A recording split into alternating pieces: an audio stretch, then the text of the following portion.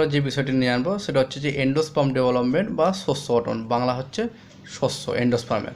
তো আমরা কি গেছিলাম যখন ফুলের গর্ভমুণ্ডের উপরেতে পরাগরেণু পড়ে, সে স্বপরাগযোগী হোক বা ইতর পরাগযোগী হোক, যখন পরাগরেণুটা পড়ার পরেতে কি হয় না এইখানেতে পরাগরেণুটার পড়ার পরেতে গর্ভমুণ্ডে যখন পড়লো উপরেতে, ফুলে একটা গর্ভমুণ্ডে উপরেতে পড়ার পরেতে কি হবে না এইখানের এই পোলেন গ্রেনের দুটো আগেতে কী হয়েছিল, দুটো এখানেতে নিউক্লি রয়েছে, একটা হচ্ছে টিউব নিউক্লি আর একটা হচ্ছে জেনারেটিভ নিউক্লি। এটা আগে পড়েছি, টিউব নিউক্লি আর জেনারেটিভ নিউক্লি।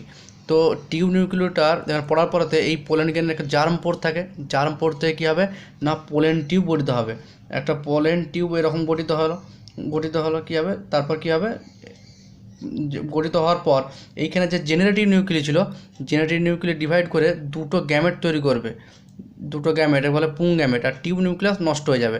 এরপর এই যে টিউবটা যত বাড়তে থাকবে তত পুং গ্যামেট দুটো তত নিচের দিকে নামতে থাকবে। ঠিক আছে, কোন দিকে না এখান থেকে তাহলে পুং পরাগ নালী গঠিত হলো বা পোলেন টিউব, এখান থেকে দুটো পোলেন পুং গ্যামেটগুলো নিচের দিকে নামতে থাকবে।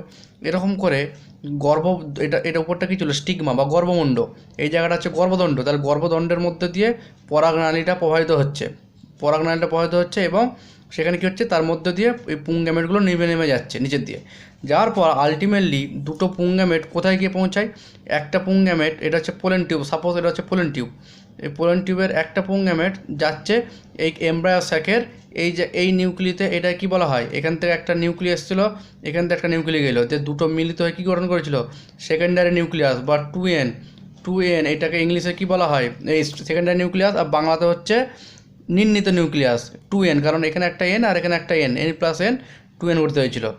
তাহলে একটা পুং গ্যামেট যাবে 2n এর কাছে, আর একটা পুং গ্যামেট যাবে মেল গ্যামেট এগের কাছে, এগ হচ্ছে n, তাহলে এখানে n আর হচ্ছে n, এখানে হবে এখন কি হবে না 2n, এইখানের n এগ হচ্ছে n, পুং গ্যামেট n, দুটো মিলিয়ে হচ্ছে 2n হবে, আর এইখানে 2n তো ছিল আর এখানে n এসে 2n প্লাস n সমান 3n, তাহলে এখানে 2n ছিল এইটা সেকেন্ডারি নিউক্লিয়াস, তার সঙ্গে একটা পুং গ্যামেট মিলিত হয়ে 3n গঠন করলো, ট্রিপল নিউক্লিয়াস বলা হয়, আর অপর পুং গ্যামেট এগের সঙ্গে নিউক্লিয়াস হয়ে 2n গঠন করলো।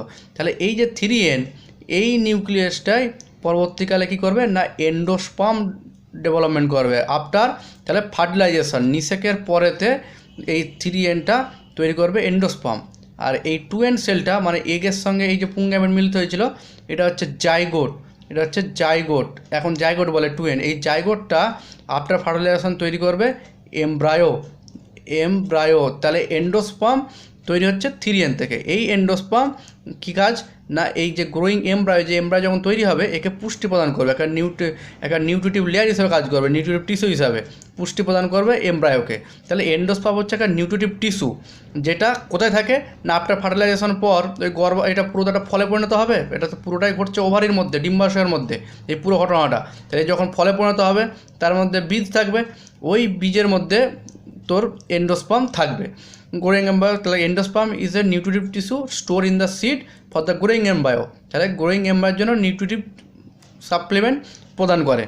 এবং কী হচ্ছে and it is form by the fusion of, কী করে তৈরি হয়েছে না ওয়ান মেল গ্যামেট, একটা পুং গ্যামেটের সঙ্গে আর সেকেন্ডারি নিউক্লিয়াসের 2n এর সঙ্গে n মিলিত হয়ে 3n গঠিত হয়েছে, এই 3n থেকেই এন্ডোস্পার্ম তৈরি হবে। বলছে এন্ডোস্পার্ম কিন্তু সব অ্যাঞ্জিওস্পার্মের ক্ষেত্রে দেখা যায়, শুধুমাত্র অর্কিডেসি ফ্যামিলি মানে অর্কিড তৈরি এরকম, পোডোস্টেমেনাসি আর হচ্ছে ট্র্যাপেসি, এই তিনটে ফ্যামিলি গোত্রের বাদ দিয়ে বাকি সব অ্যাঞ্জিওস্পার্মের ক্ষেত্রে আমি এন্ডোস্পার্ম দেখতে পাবো। বলছে এবার এন্ডোস্পার্ম থাকা এবং না থাকার উপর ভিত্তি করে সিডকে দুই ভাগ করা হয়, একটা হচ্ছে এন্ডোস্পার্মাস বা অ্যালবুমিনাস সিড। এন্ডোস্পার্ম কি নামের মধ্যেই আছে, মানে এন্ডোস্পার্ম প্রেজেন্ট থাকবে সেই সিডের মধ্যে, যেমন হচ্ছে ক্যাস্টর, ভুট্টা, মেজ, সানফ্লাওয়ার, সূর্যমুখী, বার্লি এটসেট্রা, এদের মধ্যে এন্ডোস্পার্ম প্রেজেন্ট। আর নন এন্ডোস্পার্মাস মানে এন্ডোস্পার্ম অ্যাবসেন্ট বা এক্স অ্যালবুমিনাস সিড বলা হয়, যাদের মধ্যে সিড মধ্যে যেই সিডের মধ্যে এন্ডোস্পার্ম প্রেজেন্ট নয়, অ্যাবসেন্ট মানে উইথাউট এন্ডোস্পার্ম, তাকে বলা হয় এক্স অ্যালবুমিনাস সিড, যেমন মটরশুঁটি, গ্রাউন্ডনাট এটসেট্রা। এরপর যেটা আমরা আসল টপিকে যেটা আমরা পড়বো, যেটা এখান থেকে 2 নম্বর কোশ্চেন পড়তে পারে যে নিউক্লিয়ার টাইপ ডেভেলপমেন্টের এলেখো এরকম করে পড়বে 2 নম্বরে প্রতিবারই দেয়। তো আমরা এবার আসল টপিকে ঢুকবো যে আগে তাহলে কি বললাম, এন্ডোস্পার্ম তৈরি হলো থেকে না 3N ট্রিপল নিউক্লিয়াস থেকে তৈরি হবে এন্ডোস্পার্ম, কখন নিষেকের পরেতে। আর এই জাইগোট থেকে তৈরি হবে এমব্রায়ো, এই এমব্রায়োকে এন্ডোস্পার্ম পুষ্টি প্রদান করে।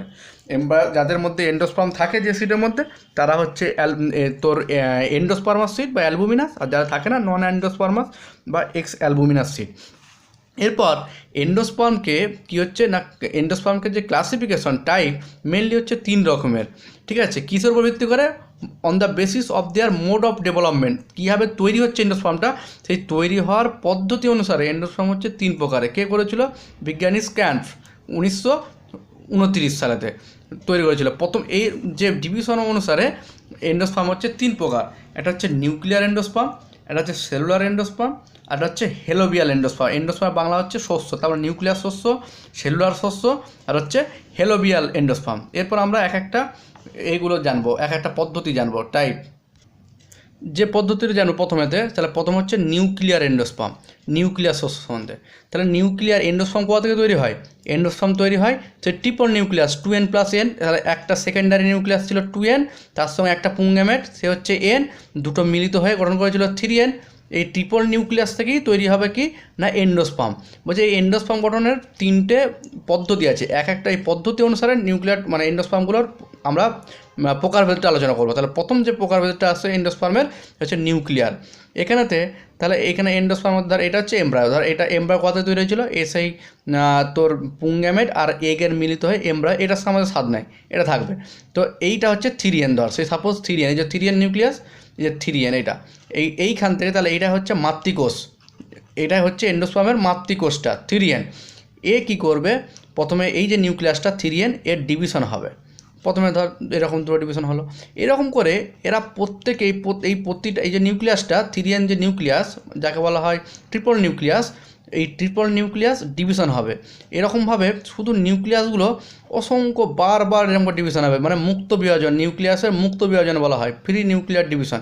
এরকম অসংখ্য নিউক্লিয়াস তৈরি হবে, অসংখ্য। কিন্তু এই নিউক্লিয়াসকে ঘিরে তাদের বাইরে এরকম করে সেল ওয়াল গঠিত হবে না, শুধুমাত্র নিউক্লিয়াস মানে নিউক্লিগুলো, এখন অনেকগুলো নিউক্লিয়াসকে একত্রে প্লুরাল ফর্মের নিউক্লি বলে, তাহলে অনেকগুলো নিউক্লি এরকম ফ্রি ডিভিশন হবে, মুক্তভাবে ডিভিশন হবে, কিন্তু তাদের মধ্যে কোনো সেল ওয়াল ফর্মেশন হবে না, মানে উইথাউট সেল ওয়াল ফর্মেশন। তাহলে এরকম এরপর হওয়ার পর তাহলে অসংখ্য মুক্ত নিউক্লিয়াস তৈরি হলো এখানেতে। এই নিউক্লিয়াসগুলো পরবর্তীকালে কী করবে? এরা আস্তে আস্তে পরিধির দিকে, পেরিফেরির দিকে যে থাকবে, মানে মাঝখানটা ফাঁকা হয়ে থাকবে, এরা সবাই ধারের দিকে যে থাকবে। এই নিউক্লিগুলো ধারের দিকে সরতে থাকবে। তাহলে ধারের দিকে যেতে যেতে দেখা যাবে একটা সময়তে এইটার মাঝখানেতে এরকম ফাঁকা হয়ে গেল, এটা হচ্ছে ভ্যাকুয়াল তৈরি হয়ে গেল, ভ্যাকুয়াল। আর নিউক্লিয়াসগুলো সব ধারে পরিধির দিকে এসে গেছে। পরিধির দিকে আসার পর এতক্ষণ কিন্তু নিউক্লিয়াসের বাইরেতে কোনো সেল ওয়াল এরকম ফর্মেশন হয়নি, কিন্তু এরপর কী হবে? এখানে ভ্যাকুয়ালটা ভালো সুস্পষ্ট ভ্যাকুয়াল হয়ে গেল, এবং বাইরেতে একটা করে এরকম নিউক্লিয়াসকে ঘিরে এক একটা সেলের মতো করে প্রাচীর সেল ওয়াল ফর্মেশন হয়ে গেল। তাহলে এই যে এন্ডোস্পার্মটা এখন দেখতে পাচ্ছি, এটা হচ্ছে নিউক্লিয়ার এন্ডোস্পার্ম। কাদের ক্ষেত্রে দেখা যায়? ম্যাঙ্গিফেরা মানে হচ্ছে আম আর কি, ক্যালোস্ট্রপিস, আকন্দ, মালভা বা প্রাইমোলা, এদের ক্ষেত্রে এই ধরনের নিউক্লিয়ার এন্ডোস্পার্ম দেখা যায়। এই উদাহরণগুলো মনে রাখতে হবে, MCQ দেবে। এরপর 2 নম্বর যে টাইপ আসছে সেলুলার এন্ডোস্পার্ম।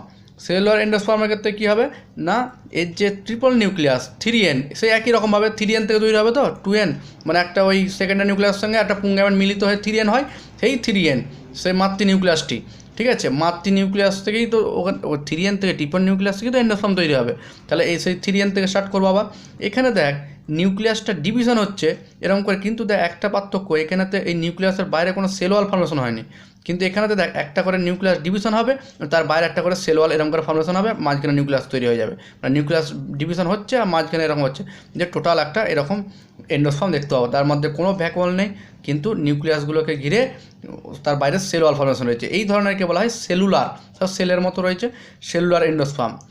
বালসাম, ডাটুরা, পেটুইনিয়া, এদেরকে দেখা যায়, ডাটুরা মানে ধুতরা বাংলা নাম। এবার হচ্ছে হেলোবিয়াল এন্ডোস্পার্ম, লাস্ট টাইপ। হেলোবিয়াল আছে একই রকমভাবে 3N, এই নিউক্লিয়াস এই নিউক্লিয়াসটার এখানে কী হবে দেখ, এখানেতে এই সেলটা, এই ট্রিপল নিউক্লিয়াসটা 3N-এর এইটার ডিভিশন হবে আড়াআড়ি, যে দুটো সেল তৈরি করবে। দুটো সেলের মধ্যে একটা থাকবে মাইক্রোপাইলার এন্ডের দিকে, এগুলো কিন্তু মাইক্রোপাইলার এন্ডের দিকে, এটা উপরে মাইক্রোপাইলার, এদিকটা এইটার কোনো রিজনের নয়, এবার হচ্ছে এর ক্ষেত্রে কী হবে না, এ হচ্ছে মাইক্রোপাইলারেন, তাহলে 300 ডিভিশন হলো। মাইক্রোপাইলারেন মানে মাইক্রোপাইলার বাংলা হচ্ছে কি ডিম্বগ্রন্থ, আর হচ্ছে চেলাজাল সেল, এটা চেলাজাল এন্ডের দিকে রয়েছে এই সেলটা, মানে ডিম্বক মূলের দিকে। এরপর এখানে একটা ইন্টারেস্টিং জিনিস কী হবে, যারা মাইক্রোপাইলার দিকে যে সেলটা রয়েছে এই সেলটার সে আগের মানে কি হেলোবিয়াল হচ্ছে নিউক্লিয়ার আর সেলুলারের একটা মাঝামাঝি একটা পর্যায় হেলোবিয়াল এন্ডোস্পার্মটা। তাহলে নিউক্লিয়ারের ক্ষেত্রে কী হয়েছিলাম, এরকম অসংখ্য ফ্রি নিউক্লিয়ার তৈরি হয়েছিল, সেরকমই এইখানের এই মাইক্রোপাইলার দিকে যে সেলটা থাকবে সে আগে ডেভেলপ হবে অপেক্ষাকৃত চালাজাল সেল অপেক্ষা, এবং এইখানের যে নিউক্লিয়াসটা সে বারবার এই যে ফ্রি নিউক্লিয়ার ডিভিশন মানে মুক্ত নিউক্লিয়াস ডিভিশন হবে, এখানে যেমন হয়েছিল তৈরি হবে। কিন্তু চালাজাল এন্ডের দিকে ডিভিশন, এই চালাজাল দিকে যে নিউক্লিয়াস সে ডিভিশন হতেও পারে নাও পারে, ওই একবার কি দুবার এরকম হয়, কিন্তু এরা বারবার ডিভিশন হবে। মানে এর যে নিউক্লিয়াসটা মাইক্রোপাইলার দিকে ডিভিশনে অসংখ্য ফ্রি নিউক্লিয়ার ডিভিশন তৈরি করলো, এই নিউক্লিয়াসগুলো কী হবে না পরবর্তীকালে আবার এরকম ওয়াল ফর্মেশন তৈরি হয়ে যাবে ডিভিশন, যেমন ওই উপরে নিউক্লিয়ার দেখেছিলি সেরকম টাইপের উপরটা হয়ে গেল।